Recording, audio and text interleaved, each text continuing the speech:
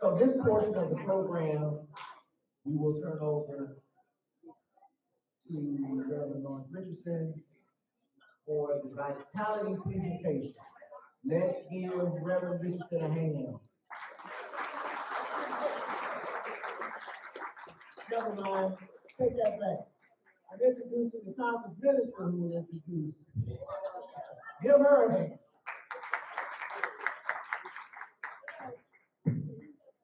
So earlier when I told you about our discernment of how we chose our speakers, it wasn't just the one keynoter who we said, we have the right person among us and in our community already. And it just felt like to us in the planning of this, that what we would need is to be in community and share our wisdom with each other. And so we could have brought somebody in from the outside. Instead, we said we have the persons already. The Reverend Doctor. And by the way, though, other people do fly Lawrence in to be their keynoter, and he comes in as the expert. Why? Because he is from the best conference. And no, so let me introduce Lawrence to you and say that I believe he is a nation-leading expert on church vitality.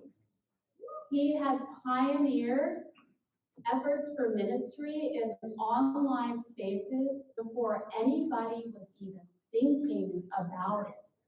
Much of his work did not have his name on it, but it does have your name on it in God's eyes, and we thank you for every expression of ministry that you have ever been a part of. And we are so grateful to have Lawrence right here as one of our own, and today, our distinguished speaker.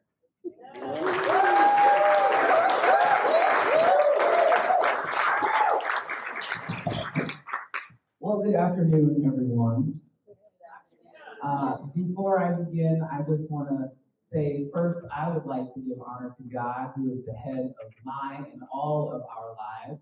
Give honor to our General Minister and President of the United Church of Christ, Reverend Dr. Karen Georgia Thompson, to our conference minister, Reverend Dr. Lillian Daniel, to our board of directors, to our clergy, to our conference staff, to our delegates, visitors, and friends, to every single one of you here today, or perhaps listening to this later on, thank you for being a vital part of the church, and it is an honor to be here with you today. Please join me in a word of prayer. Dear God, I thank you for this day, for this opportunity to stand here before and with these, your people. Let the words of my mouth and the meditation of all our hearts be acceptable in your sight. For it is you, O God, who gives us strength. It is you, O God, who redeems us. Amen. But while the slide is getting on the screen, I want to share with you the number one question that I get when I have the privilege of visiting all of your churches. How do we get our church to grow? That is what I'm asked everywhere. And as you heard from Dr. Anthony, we in the United Church of Christ are 4,603 congregations strong, 712,246 people as of the 2022 and 2023 statistics. The 2025 statistics are coming, so the numbers will be slightly different. But as you can see, we are a part of a body, a large body, perhaps not as large as some, but we are not alone in the church. And there is still no magic pill that you can take to grow your church. Even with all the best stats and tricks and numbers, you have to grow your church from the inside out. There are three things that I want to explain to you in this presentation, and I believe that those three things will help you grow your church. And again, there is no magic pill. So don't think that by the end of this conversation, you're going to get these 3 points, and then next week you're going to experience this growth explosion. That's not how it works. But over time and with the Holy Spirit, growth is inevitable. In order to grow your church, the first thing you need to understand is the connection to God. The first line that you see on this church life cycle, the vertical line, is the line of vitality. Imagine God at the top. Imagine your heart or Christ in the center. And the bottom of that line, imagine you, the earth, the people, the church. That line of vitality is the direct connection that you have with the Spirit of God, and it measures how deep and how expansive your ministry can be. The more connected to God you are, the more you are connected and poised for growth. That horizontal line, that is the line of sustainability. Now, this line captures what you, with the power, the resources, and the energy that you have at your disposal as a person or as a congregation, what you can sustain and what you can achieve. And now there are 4 quadrants that you'll see, and each of those quadrants have a letter. Now, every single quadrant is representative of these different letters or cycles within a church, but it must be known that every single church has all of these elements. It's not the case that you can be a thriving church just with one of these characteristics. But depending on the life of your church and the stage that your church is in, you might experience more dominance in one area or the other. Here are some examples. The first quadrant, E, that stands for energy. That is the amount of energy, excitement, people power, volunteers that you have at your church. Also, though, if you're a new church start, like In Vivo or Beloved Community, that's the quadrant that you'll be in. You're just beginning the life of your church, and the one thing that will help your church grow is energy. Yes, you can have the best programs, but if nobody knows who you are, it doesn't really matter, does it? So you need more energy than anything else. That next quadrant up, the I, that stands for inclusion. Now, once you get people in the church, there needs to be things for them to do, right? People aren't just going to come and sit and look at one another. There has to be ways for people to give back, volunteer, match their actions with something that's bigger and more meaningful than themselves so they can understand why they are doing this thing called church. Some of our churches do this obviously very well. Baby pantries, food kitchens, all the crop walks and the fundraisers, the ways that we give back to our communities, they might not be specific to faith-based organizations, because any organization can raise money for food. So it's not about having faith-specific programs or initiatives in this quadrant, but it's about being actively engaged in your community. That is what the I quadrant is. So there's the church in Harrison, for example. They would be really great in this quadrant because they have an awesome baby pantry that's doing very well, that supplies the entire county. And so when you think about the I, yes, we can do a lot of things to give back, but we measure that impact by the difference it's making in our communities. We're not just packing backpacks just for the sake of packing backpacks, but we believe that we're making a difference for the students who receive those backpacks. Now, the next quadrant, the P quadrant, those are the programs. That's the Bible study, the women's fellowship, the non-binary culture circle, the men's hunting club. Those are all of the programs that you do at your church that facilitate and nurture relationships. So it's not just the first quadrant E, all the energy, y'all come in, here's some flyers, here's some flashy signs. It's not just the I, we're gonna give back and roll up our sleeves and do something, but it's the discipleship quadrant. That's what I call the P quadrant. That's where growth is facilitated by learning and relationship. We are understanding more about ourselves, more about God, more about one another, and we're actually able to learn some theories to sustain our faith and our growth. The fourth quadrant, A, that's the administrative quadrant. I love this quadrant in churches like Park Church in Grand Rapids, or even Partnership Place in Jackson, because there is a strength of administration that's needed to do the ministry that they're doing. You have to have transparent financial systems. You have to have accountability and policies and procedures in place to not only do church, but to manage the affairs and the business of the church. I like to say the E and the I quadrants, that's what brings people into the church. You need energy to bring people in, and you need tasks and assignments and things for them to do. So the E and the I quadrants, they bring people in, but the P and the A quadrants, that's what keeps people there. If people give to your church and you have strong administrative systems in place and they know where their finances are going, that's going to keep them giving. It's going to keep them there. If there are programs that feed and sustain their spirit, that's going to keep them coming back. That's going to keep them there and engaged. And if they're growing, guess what happens? You grow. They invite people to church. The number one way that people come to church is not because they saw an ad on Facebook, even though marketing is great. It's because someone invited them to come. And people aren't inviting churches or inviting people to churches where they're not experiencing growth themselves. So if you're saying, how do I get my church to grow? How are you growing? And how are you sharing that growth with the people in your networks so that you invite them into that growth with you, so that you're sharing that growth with them? Now, I went through each of the four quadrants and talked about how people come into the church and how people are sustained and managed and kept in the church.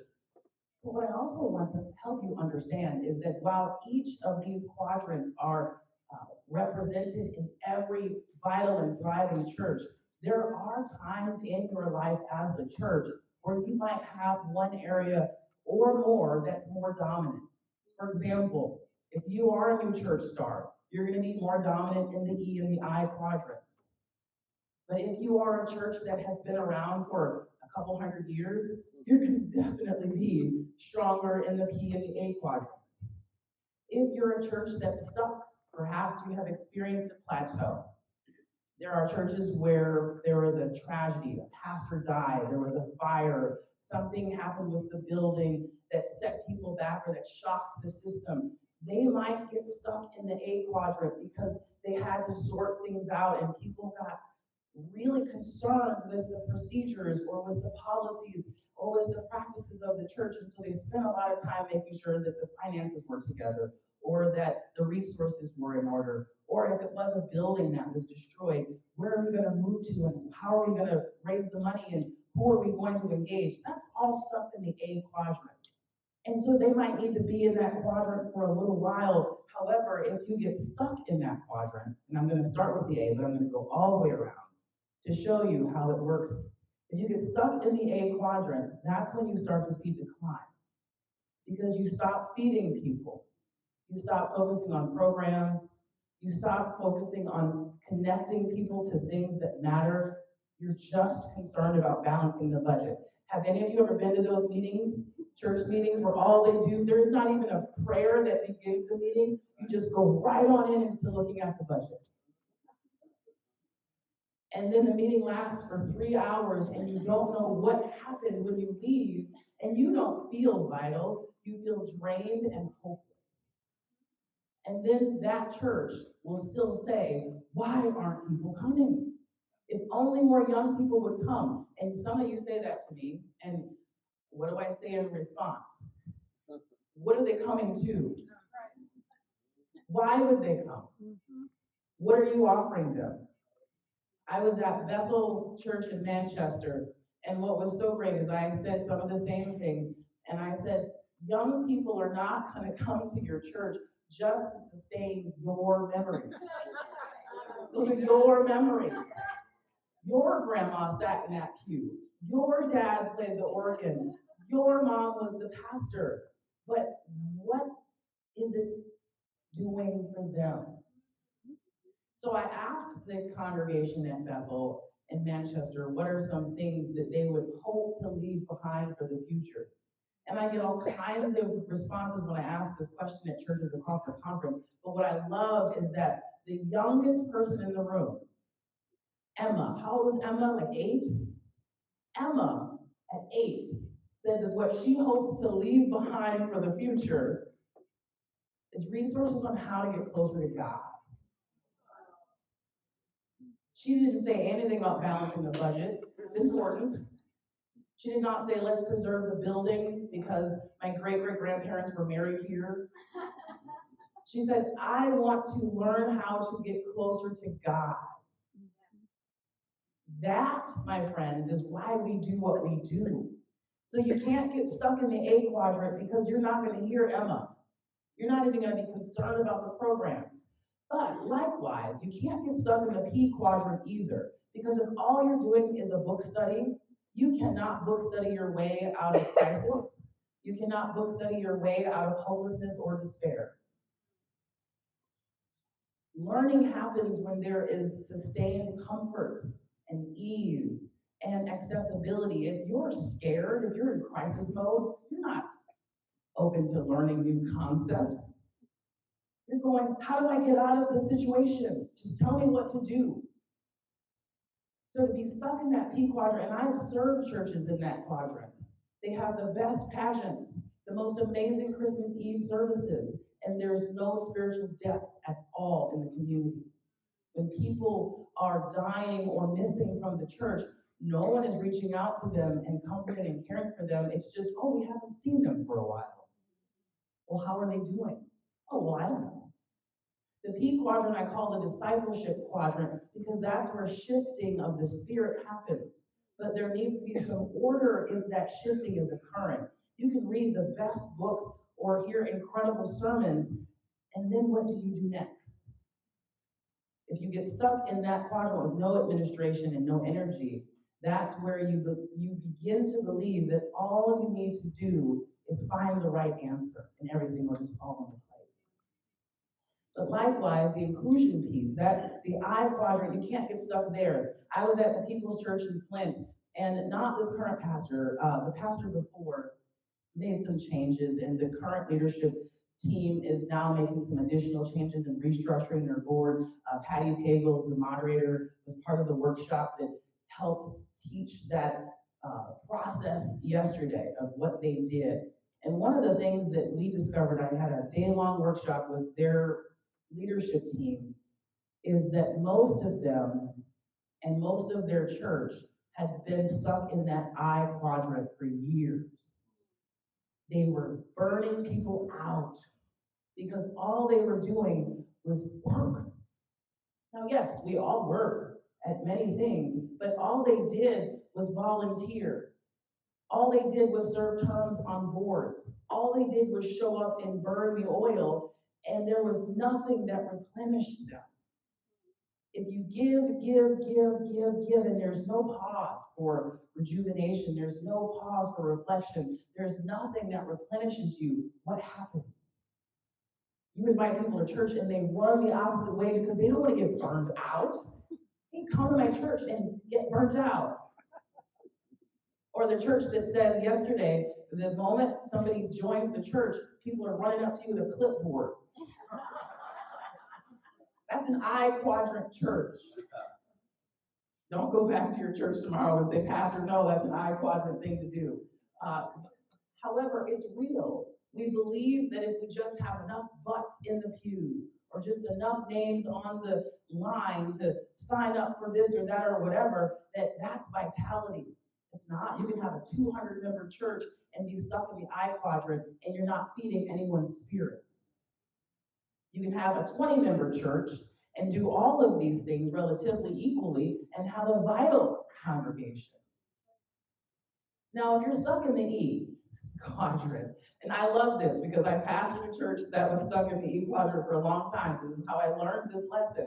I have a lot of energy. I'm an introvert, so don't get it twisted. Don't be fooled by all that you see. This is work. And I have a lot of energy. And I formed a leadership team that had a lot of energy. And we were canvassing neighborhoods, we were having meetups and having all of these different events. And it was a lot. It was intimidating to people. So much so that they thought that every time we gathered, it was supposed to be this big, exciting event. We forgot that there were things like prayer and study and accounting that matters.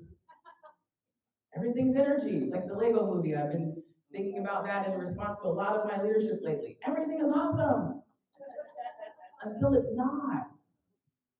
The most vital churches are the churches that have a little bit of each of these going on all the time. Now, yes, like I said, depending on the life or the circumstance of your church, you might be more dominant in one area or the other. However, if you are a church that has seen 150 or 200 or even 300 years, you have some of these elements operating at all times. At all times. Hence that blue circle. That's the goal where all of us should aim to be. You have energy, you have things that include people, you have programs that nurture the spirit of the person, and you have a strong administration that manages and supports the organization of your church. So the question then that people say is, well, how do we do that? How do we make sure we have all of those things operating at all times? The first step I said was to understand the life cycle of your church for growth. The second step is to understand the life cycle in relation to the members and the leaders of your church. Where are you? When I was in Portage, it was so fun. It was fantastic. We had tape on the floor and we made the quadrants and we had people stand where they get energy the most. When you come to church, are you excited to greet people? Do you want to hand out programs? Do you want to make coffee and greet people as they come in and make sure that they have some cookies or donuts? Do you have the energy? That's the E. Some folks are like, I don't want to teach a Bible study. God don't ask me to preach, but I'll be a greeter. I'll welcome people at the food drive. I'll make sure that people have what they need. I'll be the congregational care consultant. I'll send out birthday cards. That's an E. The most tragic mistake is to have someone with that E energy and the skill set, and then you say, we have a spot open on the trustees. While they might be gifted in that area, if that's not how they get energy, it's going to feel like pulling teeth every time they get ready to go to that meeting. They're going to come because they're dutiful and faithful, but you're not being a good steward of their gifts. Likewise, if you're someone that you might have some energy, but not tons, you love to give back and you love to do. Salem Church in Farmington is very great at this. They do not just to do, they do because it makes a difference. If somebody needs something, it's going to get done. That's an I church. Whether it's somebody's house that needs painting, or if it's a policy that needs writing, or if it's a pride festival that needs planning and organizing, they're going to do it because it needs to be done. So if you're someone that says, I'll volunteer to be at the pride booth, I'll help pack backpacks, I'll go to the crop walk, you're in that I quadrant. But it doesn't mean just because you want to do something to help people feel included in that you get something from being in that space, that it also means now that you should teach Bible study. Those are different skills. But if you are someone who's curious about learning, about growth and depth, maybe it is the Bible, maybe it's literature, maybe it's the policies in your area, the P quadrant is for you. You're someone that wants to nurture not only your own learning, but that of others in the community. You want to lead the pub theology sessions. You do want to teach Bible study. You are someone that you can imagine 12 books that you want to line up for a year and do monthly book studies for your church. That's exciting for you. For some folks, that would be terrifying. But if you're the person that says, I don't have the energy or the desire to be out front, please don't ask me to be a greeter. Please do not give me a clipboard. I cannot go to the crock walk. I definitely don't want to do the book study because I just want to read the book and be done. I don't want to talk about it afterwards and figure out how we're going to apply it, live it out. But I love crunching numbers, or I love taking meeting minutes, or I love Robert's Rules of Order. Guess what quadrant you be best suited in? Quadrant A. But that doesn't mean that you're not going to be dominant and skilled at multiple quadrants. The thing that we did at Portage is we had everybody stand where they felt most dominant. And then you saw that some people were standing on the line between the E and the A. Some people were standing right in the center. Some people were standing in the I quadrant, but they were close to the P line. And that means that we are complex human beings, that we have more than one gift or skill set, that we can do more than one thing, that we are excited about church for multiple reasons. So it doesn't mean that it's an either or thing. It doesn't mean, well, you're good at greeting, but you'll be terrible at teaching Bible study. But in some cases, that is the truth. There are churches that do skill bank forms, or they have opportunities to interview church members. There's an information sheet that people fill out on a regular basis so that they can always know not only what you're interested in, but what you're passionate about. Why do you come to church? What gives you life? What is meaningful? What brings you energy? Because then you can serve in the areas that you're passionate about and then attract people to the church or keep them in the church based on your areas of expertise. Where have I seen this done well? The church in Nuevo does P and A very well, very well. Every time I'm there, they talk about the necessity for the E and the I, and I'm not too hard on them because I think that there's still the presence of those elements in that church, or else they would have closed a long time ago. But I can definitely see that they have strengths in programs and in administration. Kalamazoo First Congregational, they do a little bit of everything. There's always there's always something going on at that church. Every day there's something. And the pastor doesn't know about every single event and cannot possibly attend all of them. And that's a great thing. Now, of course, the pastor has the events calendar, understands what the building procedures are, and knows who knows what, so that they don't have to know all of those details. But have you been to the church where the pastor is expected to be at every single meeting and know every single thing that happens? That church will eventually burn that pastor out if that pastor hasn't burnt out already. I see some of you nodding your heads. So if you want to grow your church, you need to understand where your church is in its life cycle, understand where your leaders are on the life cycle in relation to the different quadrants. And also you have to understand that the average life cycle of a church is 75 to 80 years. That doesn't mean that every church will live to be 75 years old or that every church dies at 80. What it means is there must be a significant or defining event on average every 70 to 80 years for that church life cycle to keep going around the quadrants. The circle of vitality is the cycle or the circle of life. It means you're just circling on through. We hit 75, and we're going to do something that brings us back around the life cycle. Now, in some churches, unfortunately, it's a devastating event. There was a fire at a local church 3 times in its 180-year history. And I'm like, well, that's the reason why you're still here, because you kept rebuilding. Every time there was a fire, everyone pitched in and rebuilt. And when you do something that significant, it restarts your life cycle. But it doesn't always have to be tragedy. Sometimes it's a new addition. Sometimes it's a great pastorate or the addition of new staff, creating a position that didn't exist before. When you are someone that as an at a church that's 150 years old, it's not because everything stayed the same for that 150 years. Things had to change regularly, consistently.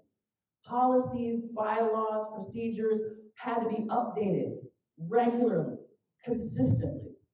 We heard from Bill Dodge, who talked about a former church of his, and he said that they hadn't changed their bylaws in 100 years. So you can imagine, they are like hanging out in that A quadrant, just waiting for growth to happen. And it can't, not yet. It doesn't mean it won't. But until you're willing to change and be changed by the Spirit, you are going to be stagnant. So what is the changes that happen? How do we get from being stuck in one quadrant to moving on over to another? If the sweet spot is right in the center where we need some of everything, what happens when we don't have whatever it is we need? If you're stuck in that E quadrant, you need to do something to boost yourselves up into that I quadrant, to do things that not only is exciting and invites people to be excited about your ministry, but you also need to start formalizing some things, including people in the helping and the doing of the ministry, having discipleship happen. The churches that are new, the exciting thing that they do to kind of start to stabilize things is that they move from we're just doing anything to be exciting and out there to now we're having new membership classes or Bible studies. Beloved Community UCC in Detroit is a great example of that. They're not even having worship services yet. They don't need to, not right now, because they're too busy nurturing the souls of the people. And then once they get enough momentum and people start asking for worship and they have the people power and the resources to sustain that worship, then guess what? They'll start worship. But it would be premature of them to start worship now just because they're a church, and every church should worship. Well, every church eventually should. And worship is something that we do not just on Sundays, right? It's a way of life. It's the way that we communicate and connect with God. But as a new church, you can't do everything yet. And that's how new churches tend to fail. And I have pastored some failed new church starts, so I know you can't do everything in your first 2 years of existence. Likewise, if you find that church only happens on Sundays, worship is the only thing that people do, and you're trying to cram everything into Sunday morning, is that church? I often tell people church is not just a place we go, it's the people. We are the church. Church is not just something that happens on Sunday during worship. Church is every single day of the week because it's how we live in relation to our God, ourselves, and one another. So if we're going to understand how to grow our churches, we need to strengthen those three connections. Our connection with God, our connection with ourselves, and our connections with one another. That's the line of vitality, friends. The line of sustainability. How are we connecting with each other? And is that sustainable? If you have 35 committees and 20 people, it's not sustainable. And you're laughing because you know it's true. There are 6 people that serve on 35 committees, and they're all burnt out, and they're all over 90 years old. And they're saying, we just want young people to come back to the church so that they can take over these 1,000 committee meetings and do it for us, which is never going to happen. Which is why I love seeing the intergenerational element of this meeting, to have the kids doing prayer, handing out programs. We can give them things to do. They don't have to just disappear when they're in our spaces. Gone are the days where children are seen and not heard. Because if we tell them that going to church means you come for 20 minutes and then you disappear forever, then what are we inviting them back to after confirmation? They think they're done. I've graduated from church. I'm now moving on. Or I graduated from high school, or youth group no longer exists. There's nothing more for me to do there because we haven't integrated our children into the life of the church. Take them on prayer walks. Take them to Bible studies. Take them to the quilting meetings.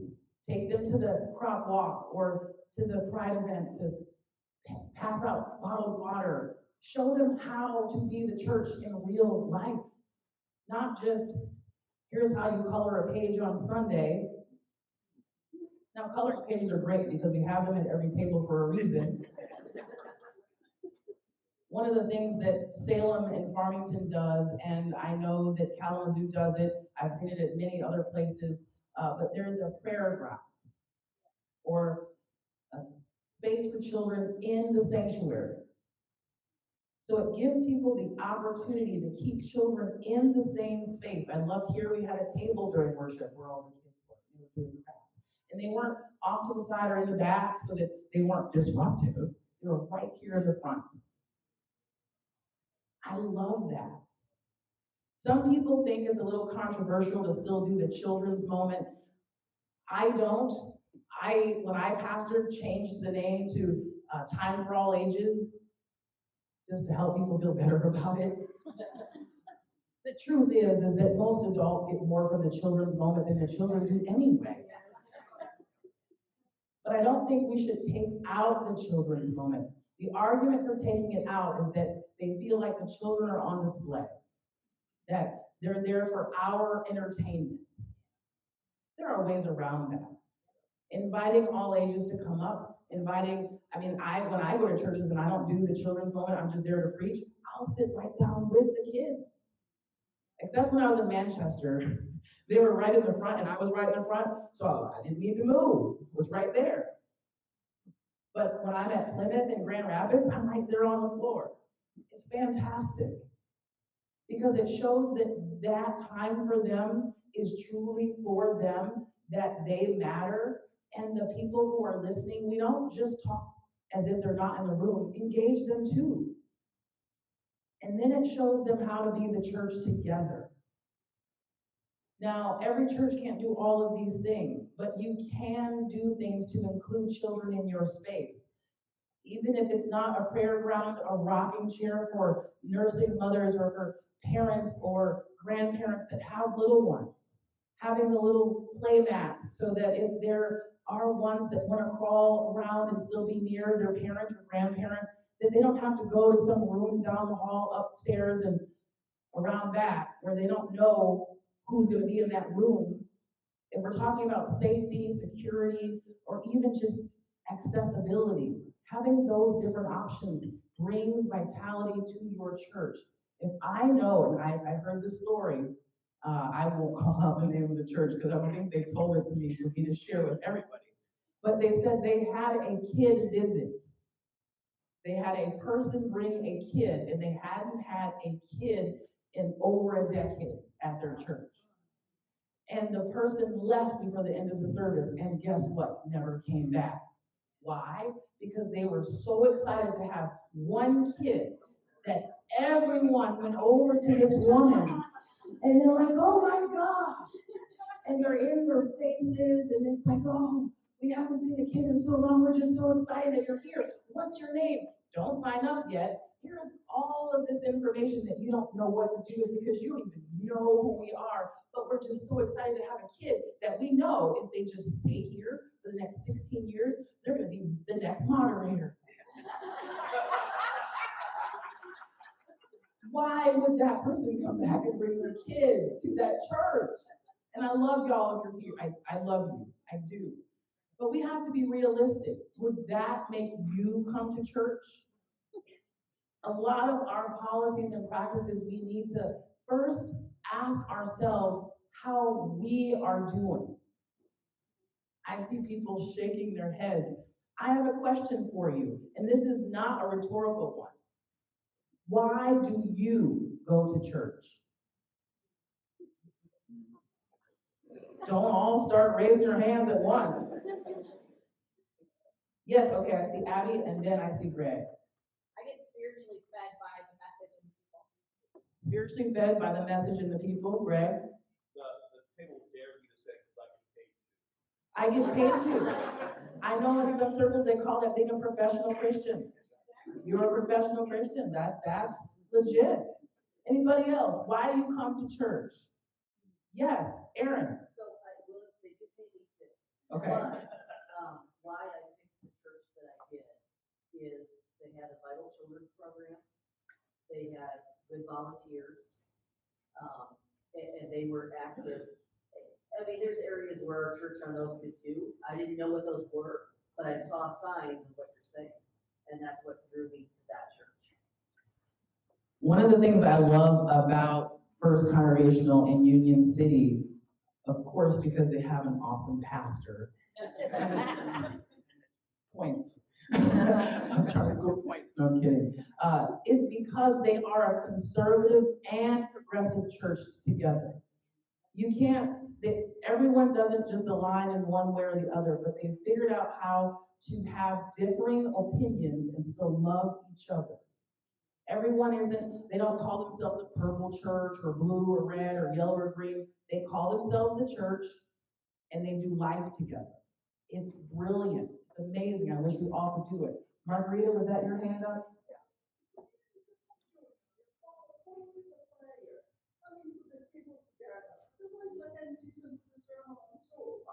So communion, coming to the table, because otherwise she can listen to the sermon on Zoom. I think that's fantastic. And when I did online ministry, and during COVID, when all of us were doing online ministry, we found that even communion can be done at home. And I'll be the first one to say, yeah, absolutely. And, not but, when I come to the table of grace, there is something spectacular about being in the room with others in my family of faith, in that moment to be sustained by that meal that I don't get when I'm sitting on my couch. Now, I got it during COVID because I needed it desperately.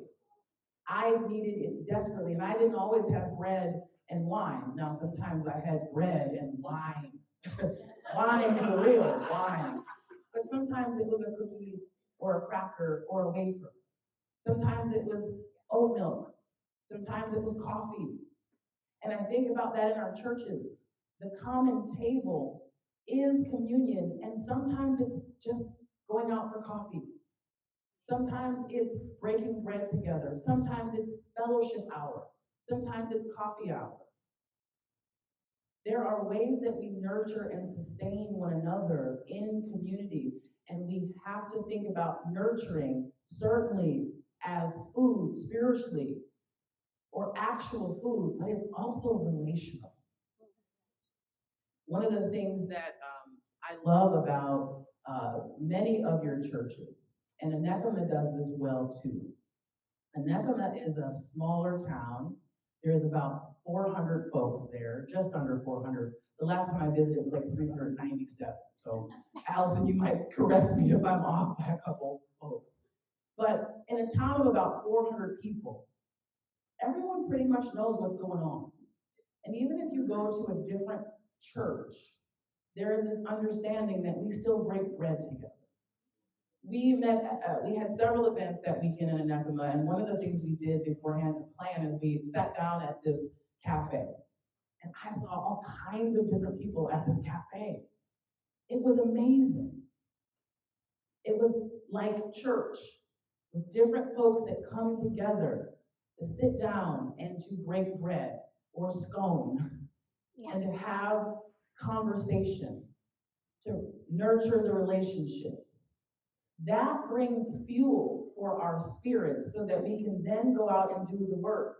So again, the three things that will grow your church: understanding your church's life cycle, where it is at, understanding where your leadership and where you are at in relation to the quadrants on the life cycle, and also understanding how you nurture the connections between God, self, and others.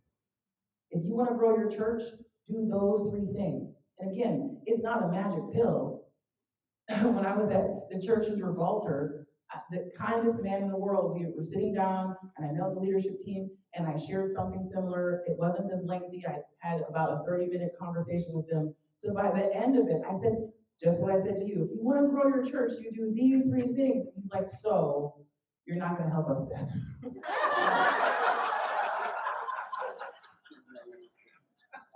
And I said, no, but the Holy Spirit can. Because I can't grow your church. You can. And if you, and I'm not talking about the old school Billy Graham evangelism.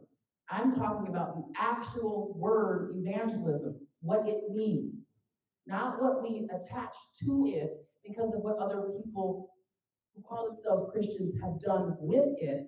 I'm talking about the fact that you are sharing your faith and why you have hope in your church with other people. That kind of evangelism is what brings people into the church. Our conference minister talks so well about being a church that can clearly state who we are, not just who we aren't, not just what we're against, but if you can communicate who we are, why you go to church, what your church does to nurture your spirit, how your church nurtures growth in you and in your community, that is evangelism. Now, marketing also helps because it's really great if people do go online to look for your church. And I won't point you out because I think you're here, but your website sucks. It's horrible. Horrible. Why? Because if I don't know who the pastor is, what time worship is, what the address is, what the programs are that you offer, what I will find or engage when I'm there, why would I show up? Or if the links don't work, or if the last video was posted in 2012, or if the bylaws say amended 1939. Hello? That says there's a lot going on there that I don't know if I want to be a part of. It also says somebody needs to update that website. Now, UCC Everywhere is a resource that provides websites to local churches. We have grants available in the Michigan Conference.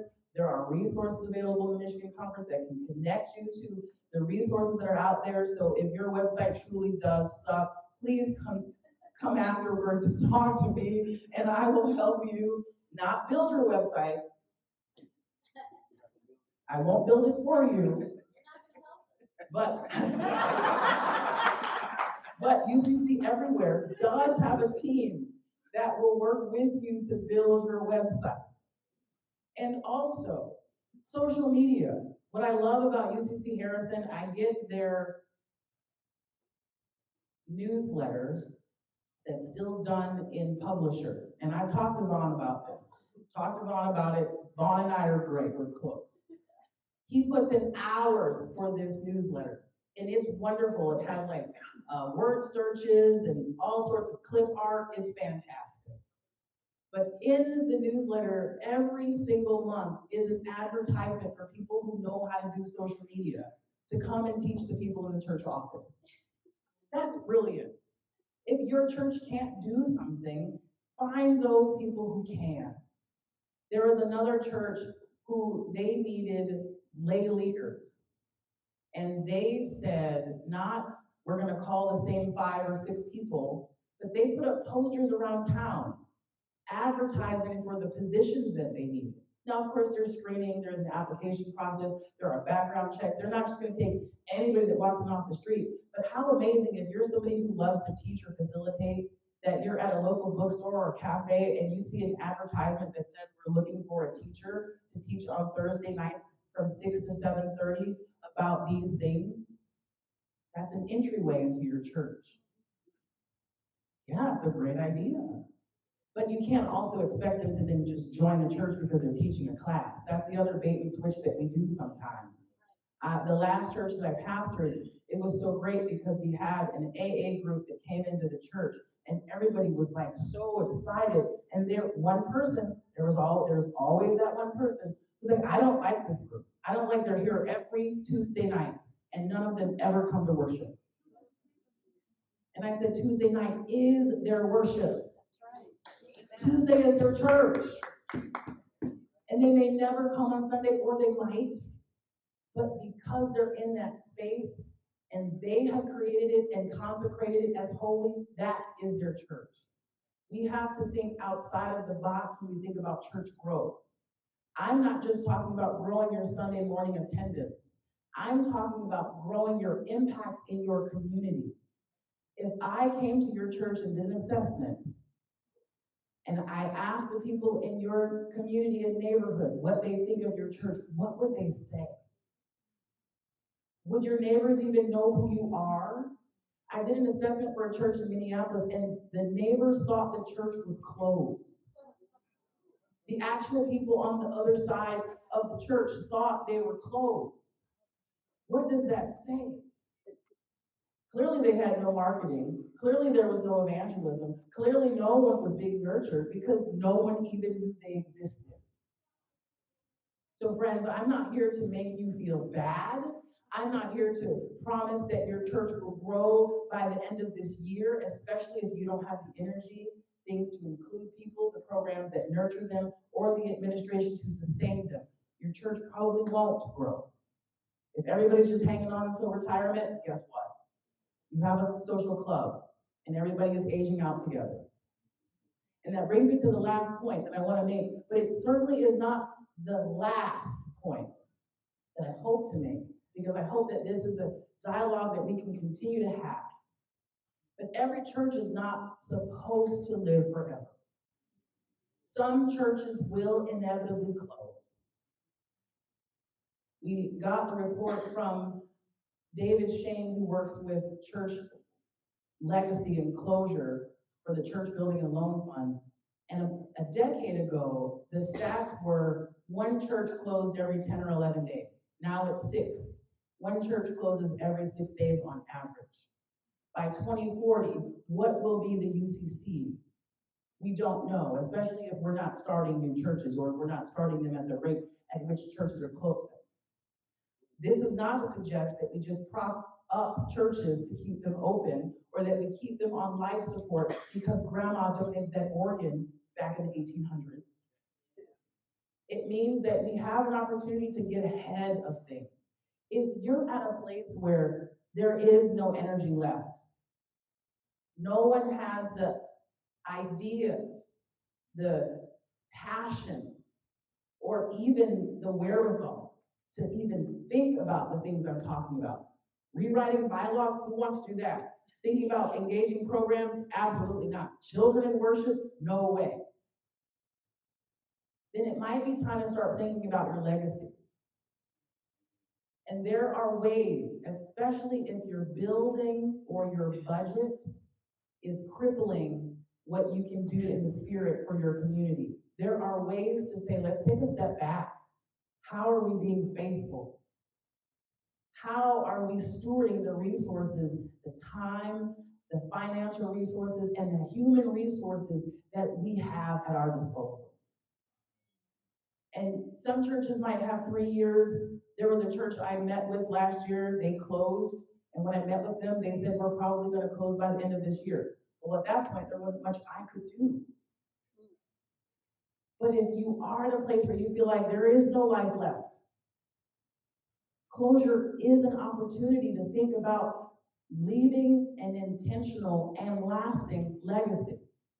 Andrew Warner on our staff is brilliant for many reasons, and whenever a church is approaching or thinking about closure, he has resources that not only help to ensure that you can leave a lasting legacy, but also that you are faithful and in line with the church and Michigan law. Closing a church isn't just turning off the light and leaving the keys on the podium. We had a church that did that, right? Like, no one thought that anything else was supposed to happen. There are things that go into closing a church. Reverend Kim Newport closed a church, and she talks about how there were lawyers involved. There were policies and procedures that had to be amended. There were notes that had to be read and analyzed, and there were all sorts of people engaged in this process, and it took a long time to do it. It's not just something that can happen overnight. Unfortunately, some churches get to the place where there's 3 people left and nobody wants to do anything else. There's a church in the room. Oh, I think maybe they have left. I still won't mention their name. But I asked them how they were doing, and they said, we think we're going to close.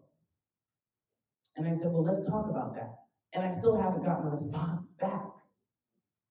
And then I go on the website, and they're not worshiping anymore.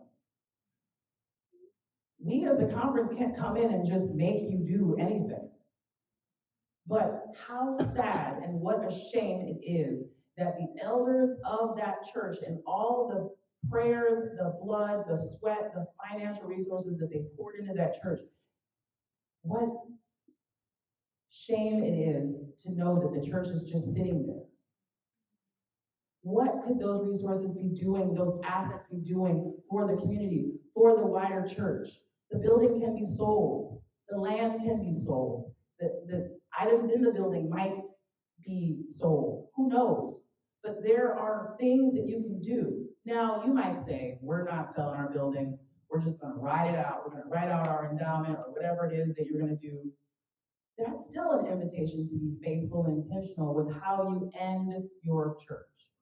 So let's say you have 3 years left of finances, or you have 5 years left of whatever it is in your reserves. You can think about how we're going to live for the next 3 years, or the next 5 years to make the most impact in our community. You can say, what organizations do we want to support for the next 5 years, or what projects do we want to do for our town or for our city? Closure is not always a bad thing. Sometimes closure creates space for something new to emerge. So if you're in that 4th quadrant and there is no life left, and the idea of redeveloping your programs and your resources to get back over to that E quadrant so that you can come back around that life cycle, if closure is inevitable for you, please contact the conference, because there are resources that we can give you to make sure that you are ending your ministry faithfully and that you are mindful of the legacy that you can leave behind for the wider church, for the future. So now that you've heard that your church can grow, now that you've heard that your church could also die, and that you've heard that all of this is about connection, I want to share with you a little bit about the future, and there are handouts on your tables that talk about 4 workshops that I can come to your church and do, and this presentation is really abbreviating all of those workshops together. Ari Wally is the author of the book Long Path: How to Become the Great Ancestors Our Future Needs. He published it in 2022. Some of your churches I've shared this with, so just pretend that you're hearing it for the first time and get something new, hopefully, from this. But Ari Wallach invites readers to ask themselves, what can we do today to be the ancestors that our future needs?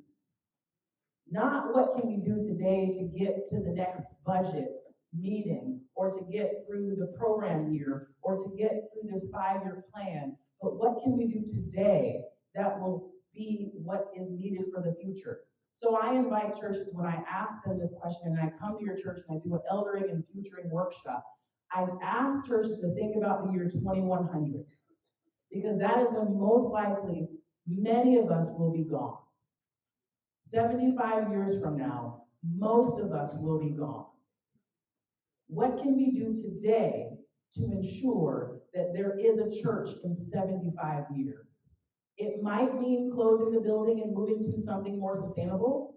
It might mean revising the bylaws. It might mean hiring other staff that can help position you for growth. It might be going from full-time to part-time, or from part-time to full-time. But what can you do as a church today to leave a legacy so that there is a church in the year 2100? One church said that they could build a community garden One church said they could put solar panels on their building. One church said we could actually move to a smaller location so that 60 people aren't trying to figure out how to raise $300,000 every year to sustain the budget, and the building is really most of it. It will be different for each of us. But if I stop to think about what I can do today to leave resources, ideas, energy, support behind for people that will come after me, it's a humbling experience. I don't know about you, but it's humbling to think about what we individually and collectively as the church can do to impact a church that will not be a part of. The thing that Ari Wallach says is that we are planting trees whose shade that we'll never know. Think about that as our invitation to not just be the church that we are right now, but that we're building something that will live far beyond any of our lifetimes. And not just the structure. Let's detach church from building and think about church as person. We are the body of Christ. The Spirit of God lives within each of us. We are the temple for the Holy Spirit. We have buildings, yes, but remember before we had buildings, there was the Ark of the Covenant. So I'm not saying let's go back to those days, but perhaps we're going back to the days where there are house churches, or churches that are in all of these different kinds of spaces and not just one building on a corner that everyone's supposed to come to for an hour a week and get all of the faith formation, community connection, and spiritual care that they're supposed to get to sustain them the rest of their lives. Maybe church is changing because we need to change. And maybe church is changing because the Spirit of God is still in this thing that we do call church.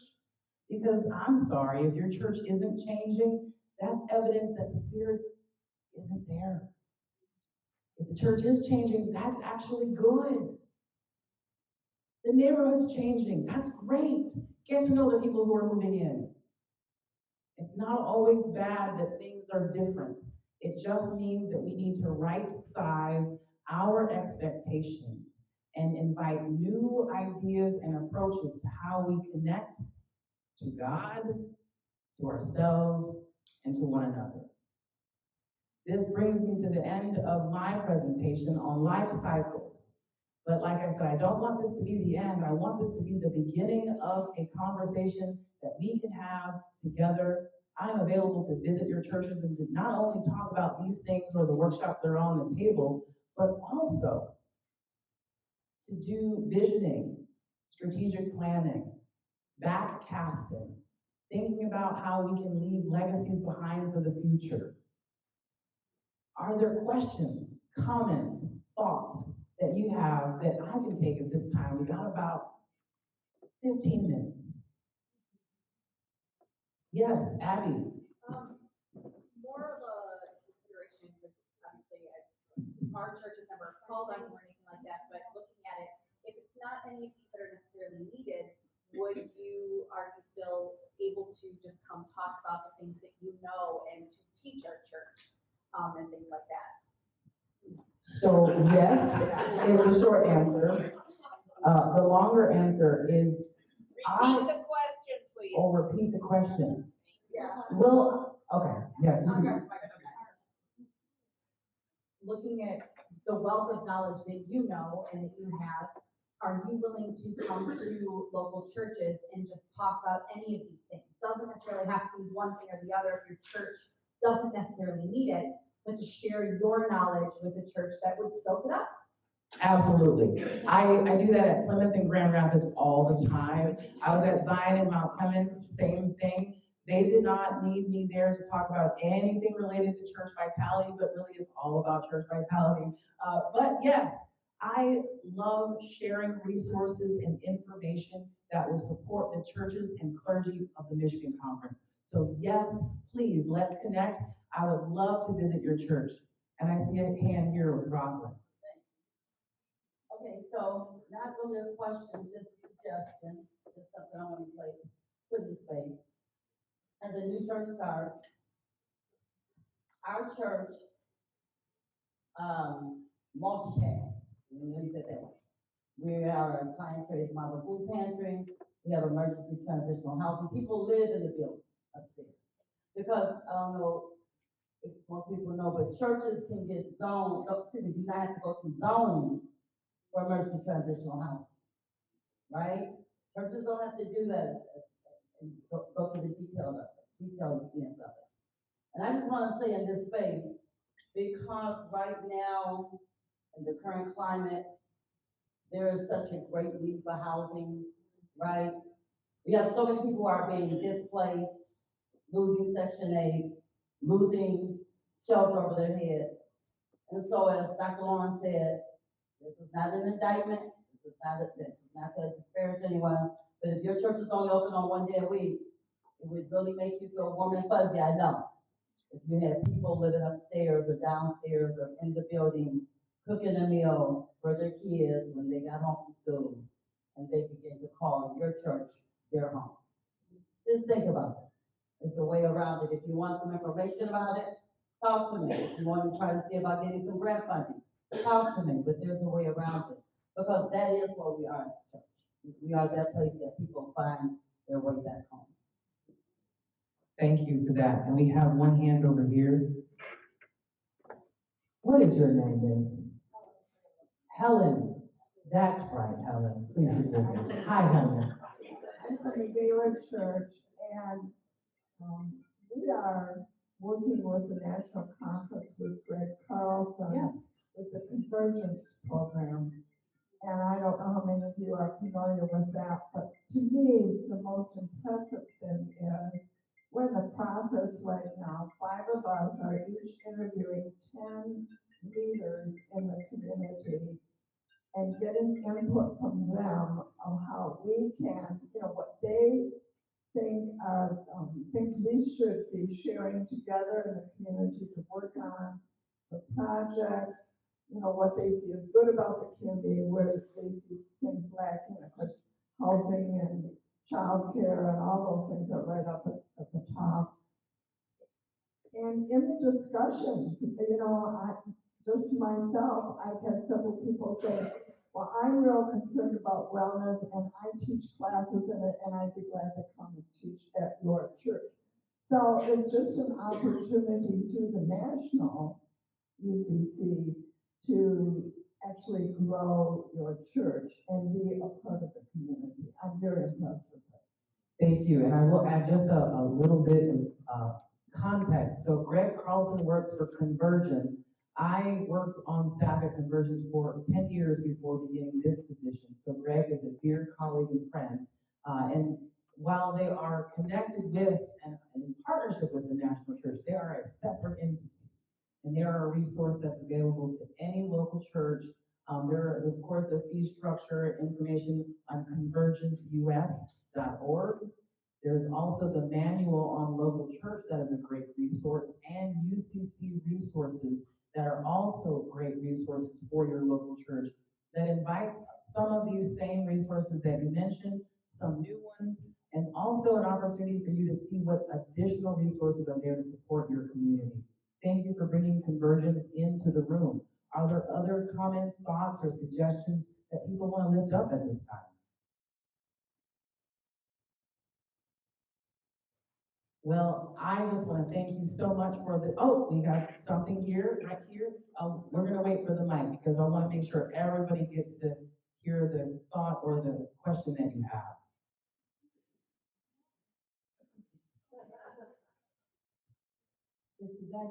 Can you hear me? Yes. This is actually just a whisper conversation, but we're one of the first churches, I think, in Michigan, the only church in Michigan, UCC, that's military friendly. And we're still trying to figure out best ways to do outreach and welcome people in. But I think We get there's that from the military. The military designation that it's a military designation that we applied for and received. And it's on our webpage, and it says that we are military friendly to service members and people that are veterans, and that we are open and welcoming and will support them. And we're trying to figure out programs that we can do to help them and to support them. So can I ask you, not only how did you get the designation, but what made you get the designation? We got the designation because one of the pastors that we had in the past. Oh, sorry. We got the designation because this was something that one of the pastors that we had at our church brought up. And we got it. And so we've been like a year now just working towards figuring out what to do with it and how to do it and what exactly it means. But there's a website that you go to apply, and then they have guidelines there. And what is your name?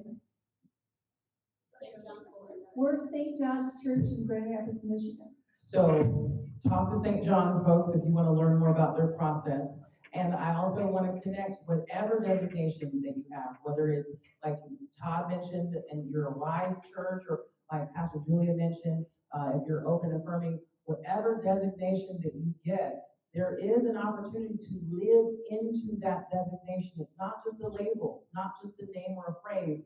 It's a statement of belief that you will then exhibit through your practice and how you do ministry. How are you living into that? So I am actually very excited to learn that about your church, and will continue to follow your congregation, not just because you're in search and call right now looking for a pastor, but because now I know this designation exists, and I want to support you as you live into that as well. So thank you for sharing that with us. Well, thank you all for your time. I am just delighted for you to be here. God bless you.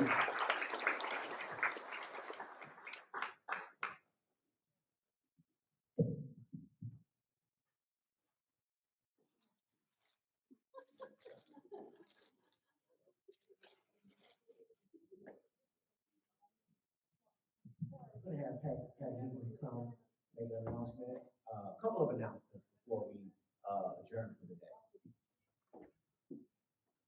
I don't know what couple Stephen's talking about, because I only have one, given the time of the day. We are a wide and diverse church. We are inclusive, so I invite you in any way that you look at your calendar, whether it is digital, and I left my phone sitting on the table over there, whether you've actually got a physical paper calendar stuffed in a pocket somewhere that you write on your hand, scratch paper, or you're just going to wait for the email to come out next week. Our next annual meeting, please take note because it's exciting. It will be in the Lansing area. We don't have the specific place yet, but it will be in Lansing area, and it will be October 2nd and 3rd. So however you mark your calendars, please do so. And I look forward, as part of the annual meeting planning team. And as Liz told me earlier today, I've got 6 more years on this team before I can because I have to do it as long as she did. That we are excited to host and plan, and we look forward to your feedback. But please mark your calendars. I'll see you next year. Oh, the feedback, okay. We look forward to feedback. And oh, Joe, there's the scan again. You were asking for the scan. I'll snap a picture of it and share it.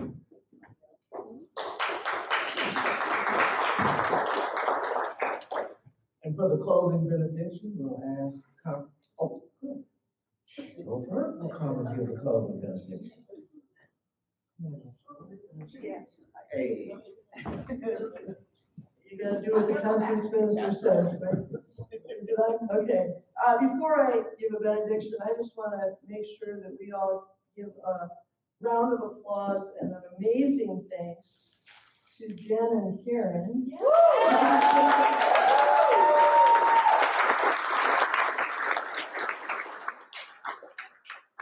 Without them and Lisa, who isn't here, we would not have this meeting.